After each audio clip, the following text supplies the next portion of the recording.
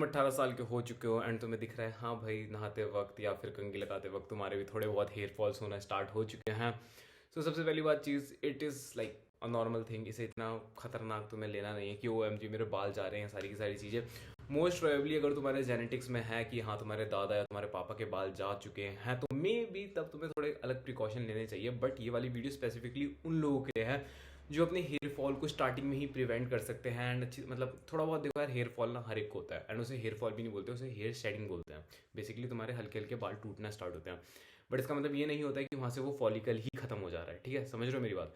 तो इतना हम साइंस में डीप डाउन नहीं करेंगे एंड मैं तुम्हें समझाता हूँ कि तुम अपने हेयर फॉल्स को कैसे क्या कहता है लाइक प्रिवेंट कर सकते हो एंड कैसे अपने बालों को अच्छा खासा तरीके से हेल्दी रख सकते हो। सबसे पहली चीज़ आती है भाई प्रिवेंशन रखना। फॉर एग्जाम्पल अगर तुम्हारे मेरी तरह घुंघराले बाल हैं तो अगर तुम बाहर जाते हो, डस्ट पॉल्यूशन लगता है तो बहुत हद तक वो डस्ट पॉल्यूशन तुम्हारे बालों के अंदर समट जाता है। तो जब भी तुम बाहर वगैरह जा रहे हो तो अपने लिए एक टोपी पहनो।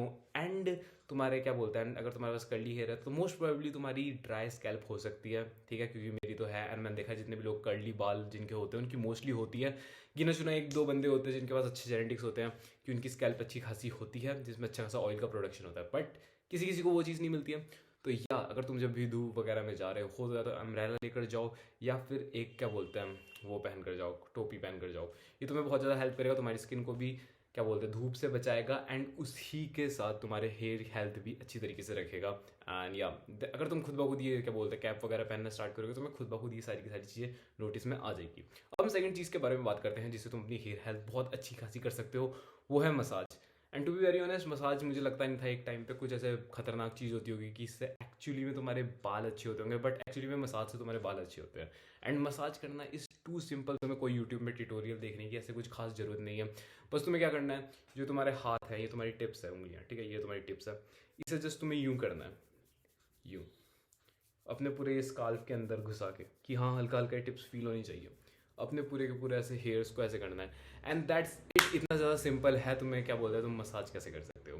ठीक है, एंड तुम लिटरली अगर मसाज करना स्टार्ट करोगे तो तुम्हें दिखेगा कि हाँ तुम्हारे जो सर है उसमें अच्छा खासा ब्लड फ्लो हो रहा है। एंड जब वो अच्छा खासा ब्लड फ्लो हो रहा है तो तुम्हारे बाल हेल्दी से हो रहे हैं।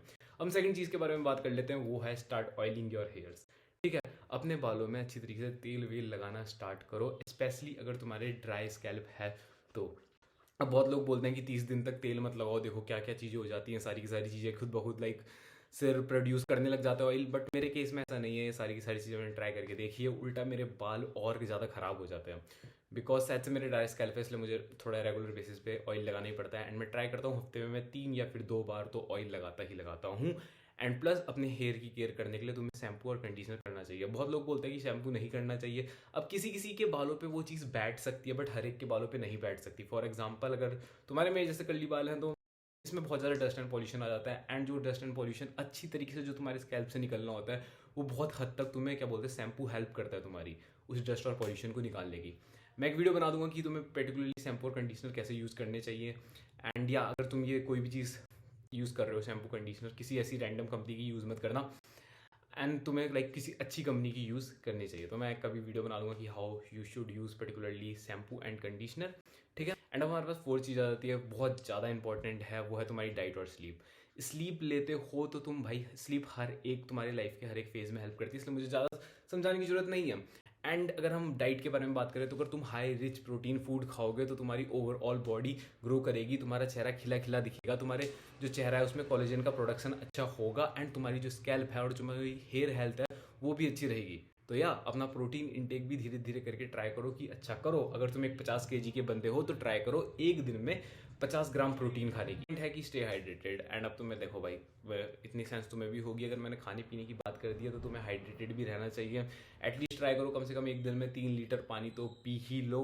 एंड अच्छी खासी भाई बाहर जाओ। वैसे मुझे ये चीज़ नहीं पता कि ये चीज़ ऐसा होता है नहीं होता, बट द थिंग इज जब तुम क्या बोलते हो बाहर खेलने के लिए जाते हो तुम्हारा ऐसे स्वेट वगैरह निकलता है, तुम्हारे सर से स्वेट निकलता है। आई फील लाइक जो स्वेट तुम्हारे सर से निकलता है वो कहीं ना कहीं तुम्हारी स्कैल्प को अच्छी तरीके से क्लीन कर देता है। पता नहीं क्यों बट मेरे को ऐसा लगता है, क्योंकि मैंने खुद देखा है जब मुझे बहुत ऐसा पसीना आ जाता है सिर पे एंड लाइक मैं नहा के निकलता हूँ and I am not using shampoo and conditioner type of thing, तो मेरी बाल ऐसे लगते हैं हाँ पहले से थोड़े बेटर हो गए हैं। कर लेते हैं कुछ विटामिन एंड मिनरल्स की। अब देखो सबसे पहली बात, तुम्हारे जो विटामिन हैं उसमें लाइक तुम्हारे आयरन वगैरह सारी आयरन और जिंक अच्छी तरीके से ठीक होना चाहिए।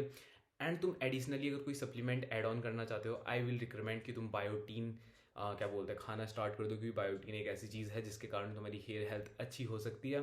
बहुत हद तक वैसे पर्सन टू पर्सन डिपेंड करेगा कितने टाइम में तुम्हारे बॉडी बायोटीन से रिएक्ट करेगी, मतलब बायोटीन सप्लीमेंट से पर्टिकुलरली रिएक्ट करेगी, एंड कितने टाइम पे वो तुम्हें रिजल्ट देगी। लाइक सबके लिए अलग अलग रिजल्ट होंगे, बट या it is also an good supplement जो तुम्हें हेल्प कर सकता है डे टू डे बेसिस में। So that was it for today's video, and बहुत टाइम बाद मैं ऐसी वीडियो बना रहा हूँ। एंड अगर वीडियो की क्वालिटी ख़राब लग रही है, आई एम सो सॉरी, मेरे पास फ़ोन नहीं है, मैं अपने मैक के कैमरे से बना रहा हूँ। So that was it for today's video. मिलते हैं अगली वीडियो में, तब तक के लिए बाय।